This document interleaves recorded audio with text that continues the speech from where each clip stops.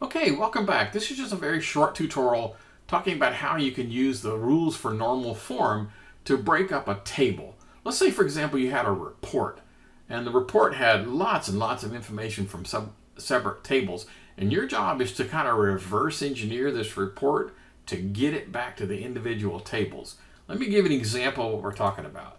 So here's an e-commerce kind of a report where I have a customer ID and a part number and a first name and a last name and the quantity that they purchased, the unit price, the purchase date, the order number, the quantity on hand in the warehouse, what the line item is. Line item would be like, just 1, 2, 3, 4 if you ordered 4 things. The unit of measure, a description, what the shipping charges are for the order, and then how'd you pay for it. Okay. So there's only really 3 rules when you're trying to pick an entity. Let's for example, I see a customer entity. I think most people could look at that and go, yeah, one of the entities is going to be customer.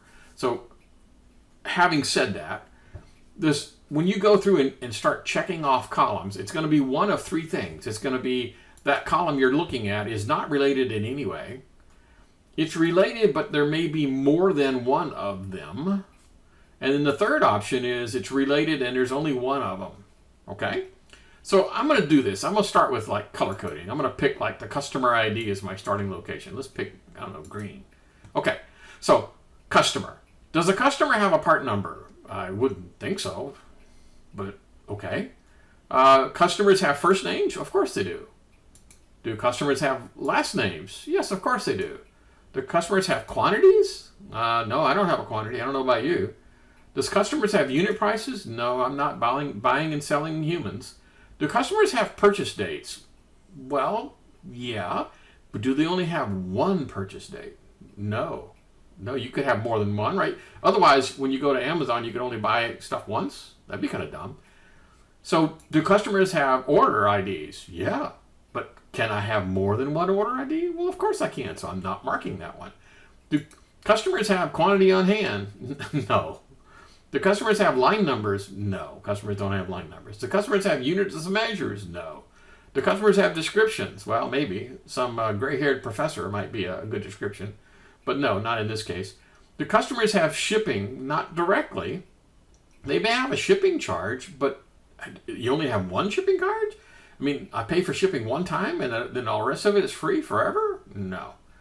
Do customers have payment cards? Yeah, but look closely. Here I have a customer 12 with this payment number, and I have customer 12 down here with a second payment number. That might be a little sneaky. You have to kind of look at it.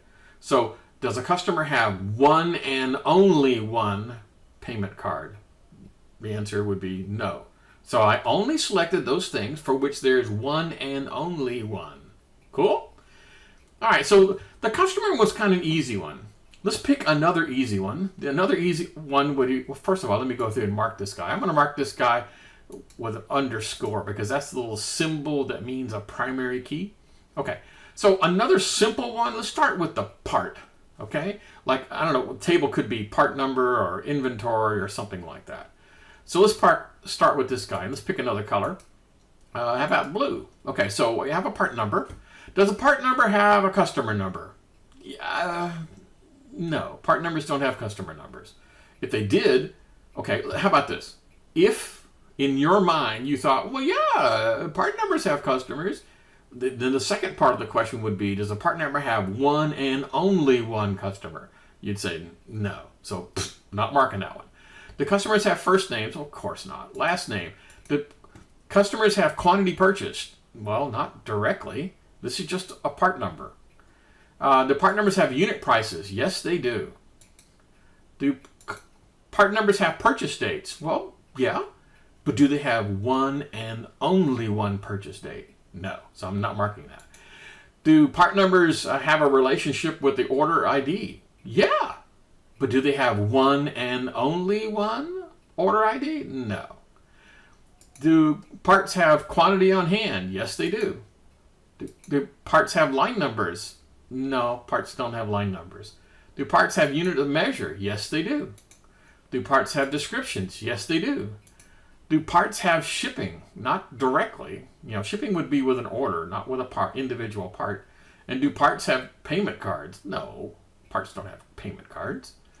So I'm going to go here and mark an underscore here to make that guy my primary key. So those are the two easy ones. The customer one is clear what is and is not part of the customer. The part number one is fairly clear on what is and isn't part of the part. Now the next one gets a little confusing, and that is an order. Okay, so let's start here with a different color. All right, so an order. Let's go back to the beginning. Does an order have a customer ID? Yes. Does it have one and only one customer? Yeah, it certainly does. Okay. Does an order have a part number? Yeah. But does an order have only one part number? In other words, I can only order, if I wanted to order 5 things, I'd have to have 5 orders? No. The customers, does an order have a first name and a last name? No. Customers don't have that. Does an order have a quantity purchased? Yeah, but does it only have one? In other words, if I had ordered 42 square feet of plastic, that'd be the only thing I had? No. Does an order have a unit price? Not directly. Orders are not. Does an order have a purchase date? Yes. Orders have purchase dates. Cool. Does an order have a quantity on hand? No. Does an order have a line number? Yes, they do, but do they have more than one of them? Yeah. So I'm not marking that one. Does an order have a unit of measure? No. Does an order have a description? No. Does an order have shipping? Yes.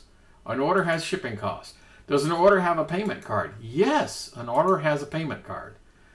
Okay, now splitting an order up typically means an order, which is all the things like at the top of the form. Envision a form, okay? The top of the form is going to have the customer's name, the customer's date, the order ID, the date of purchase, the amount of shipping, and the payment. And then underneath that, it's going to be the line items of all the things that are in the order, okay? Just kind of envision that, right? Like an invoice or something. So now we're into this other thing, which I call order detail. Doesn't really matter what it's called. It's not all that relevant. And so I'm going to call this the guy, for lack of a better term, I'm going to use line number. Okay, whoops, I forgot to do something here. So this is order ID. I'm going to make him the guy. Okay. By the way, this is going to end up being a foreign key, so I'm going to mark that. So a line item. So this is, now that you got the top part of the form filled out with the customer's name, purchase date, credit card information, shipping, all that stuff, that part. Now we're going to go what's inside there. So does a line item have a customer ID? Yes, it does, but we can get there in a better way. And so I'm not going to mark that one, but I'll explain why in just a minute. Does a line number have a part number? Yeah, every line number, it's going to say line number 1. It's going to say item number, part number 1002, that kind of stuff. Okay. So, yes, he does have a part number.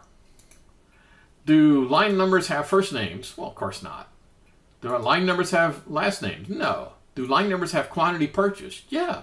Like in here, Ted Bundy ordered 2 gallons of bleach. So, yes. Do they have a unit price? Well, yeah, you'd expect that. I'm going to go ahead and mark that one. Do they have a purchase date? I've already got that one covered. Do they have an order ID? Yes, they have an order ID. Do they have a quantity on hand? No, they do not. Does a line number have a unit of measure? Well, kinda. Do line numbers have descriptions? Kinda. Do they have shipping? Do they have payment? Okay. So now we're going to play a little game on how we can kind of get from one point to another. I'm going to go ahead and mark this guy as underlined. So I really kind of need to be able to get to, for example, the unit price. So I could say, yes, it contains a unit price. Or I could say I could get to the unit price in a kind of a weird way. In other words, from line item, I could go to part number and come up from part number and I could get to the unit price.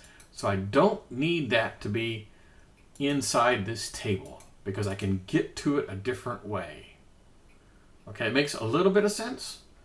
Okay, So I'm going to go ahead and mark this guy as a foreign key and mark this guy as a foreign key.